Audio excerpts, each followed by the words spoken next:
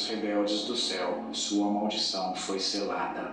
Esses seres espirituais que viveram na luz resplandecente do céu não tinham desculpa para o seu pecado, mas para os seres humanos contaminados pelo pecado, o Senhor tinha um plano para recuperá-los se eles confiassem nele. Ainda assim, o pecado tem consequências. Assim como Deus expulsou Lúcifer e seus anjos maus do paraíso celestial, Deus expulsou o homem e sua mulher do paraíso terrestre. Depois de expulsá-los do jardim, o Senhor colocou poderosos seres angelicais ao leste do Éden, e uma espada flamejante que se movia de um lado para o outro, guardando o caminho para a árvore da vida. A árvore da vida era uma outra árvore especial no meio do jardim. Somente pessoas perfeitas poderiam comer dela. Adão e Eva não eram mais perfeitos. Eles haviam pecado e deveriam envelhecer e morrer. Nosso grande Deus Criador é santo. Isso significa que Ele é puro, limpo, perfeito e justo. Por causa da sua natureza santa e suas leis santas, Ele precisa punir o pecado com a morte, a separação da fonte da vida. Algumas pessoas pensam que Deus é tão bacana que Ele pode ignorar as leis que Ele mesmo decretou. Imagine um tribunal onde o juiz se recusa a cumprir as leis da terra. Você diria que esse juiz é excelente? Imagine um jogo de futebol no qual o árbitro ignora as regras do jogo. Você o chamaria de um ótimo árbitro ou de um árbitro ruim? Satanás queria que Eva acreditasse que o seu Criador não cumpriria as regras, que ele não puniria os infratores com a morte. Mas o justo Rei e Juiz do Universo sempre mantém sua palavra. Deus é bom, você pode confiar nele. Seu trono está construído sobre dois fortes pilares, integridade e justiça.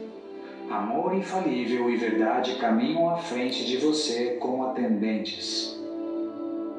Veja se você consegue responder este enigma. O que Satanás e os humanos podem fazer que o Senhor Deus não pode fazer? Aqui está a resposta do próprio Deus. Eu não violarei a minha aliança, nem modificarei as promessas dos meus lábios. Na minha santidade não mentirei.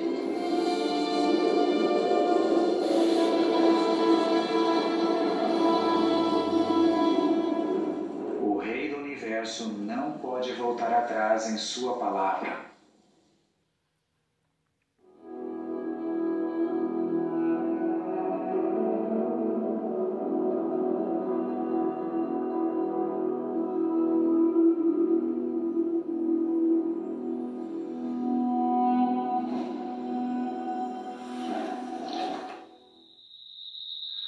Do lado de fora do jardim, o mundo ainda era um lugar bonito.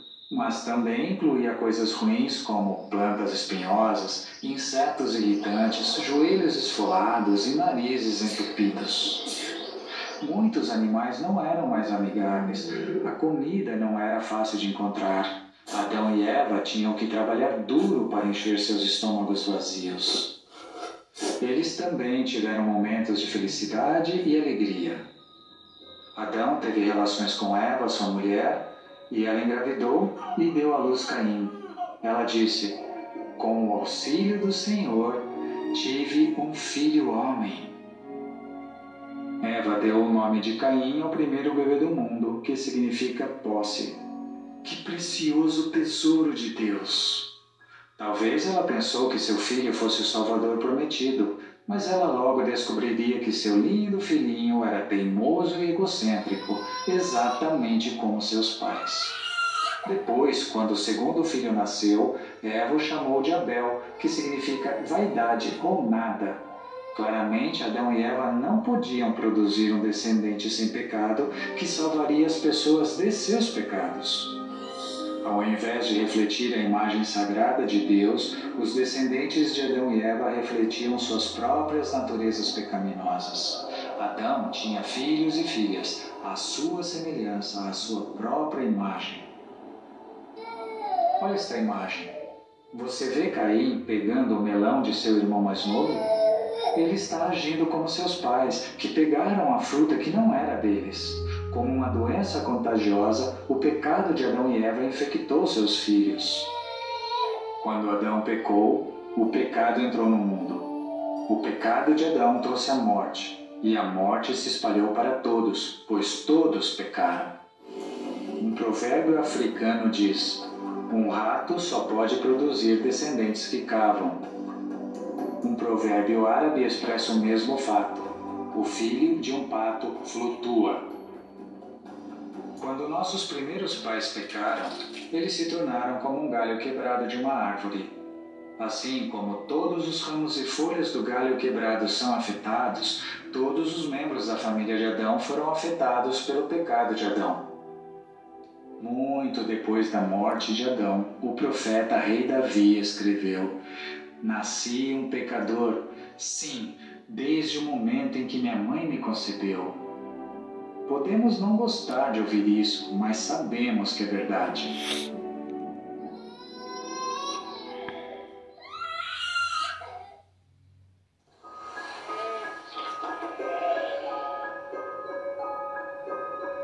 Adão e Eva tiveram muitos filhos e filhas, mas as Escrituras se concentram na história de seus dois primeiros filhos. Abel cuidava de rebanhos e Caim trabalhava o solo. Tanto Caim quanto Abel eram bons trabalhadores. Ambos conheciam o seu Criador. Ambos queriam que Deus aceitasse a eles e a sua adoração. Ambos tinham o mesmo problema: pecado. Eles não só nasceram pecadores, mas eles também viviam como pecadores. Todos os dias eles pensavam, falavam e agiam de maneira que não refletiam a natureza pura e amorosa de Deus. Em seu livro, o Rei do Universo chama isso pecado. Todos pecaram e estão destituídos da glória de Deus.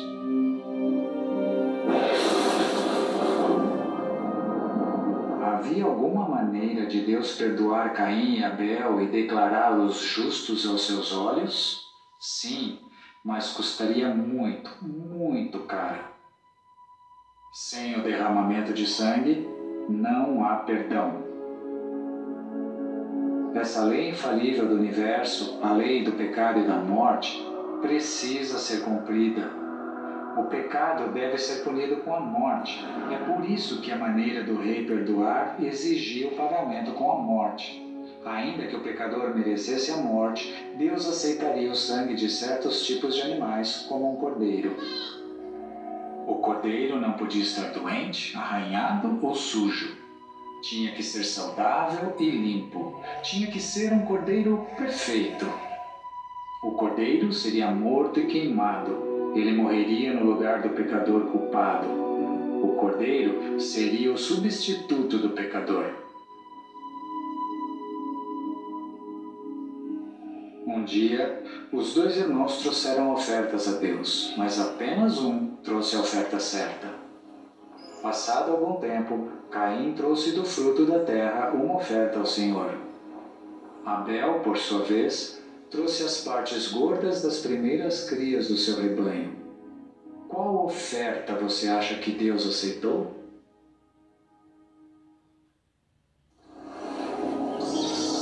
Olhe para os irmãos. Veja o que eles estão prestes a oferecer a Deus. Olhe os altares. Um altar era uma plataforma elevada, geralmente feita de pedras ou terra. Era um lugar de morte. O altar sustentava a oferta entre o céu e a terra, entre Deus e o homem. Tudo que era oferecido no altar seria queimado com fogo. Deus sempre mantém a justiça, mas deseja mostrar misericórdia. Como ele poderia fazer as duas coisas? Como ele poderia punir o pecado sem punir o pecador?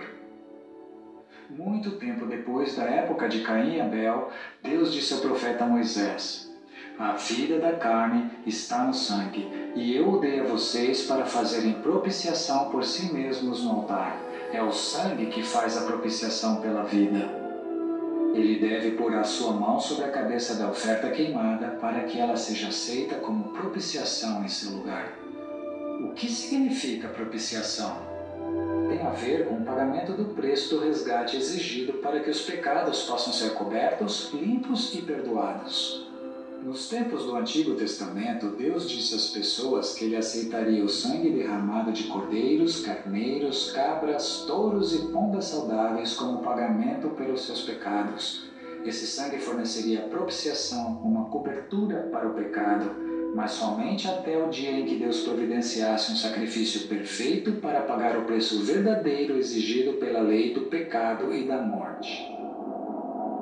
Agora olhe para Caim e o que ele está prestes a oferecer a Deus. Que bela seleção de frutas e legumes! Como ele trabalhou duro para produzir esta oferta! Mas ela não podia cobrir seus pecados, porque não tinha sangue, nem pagamento de morte.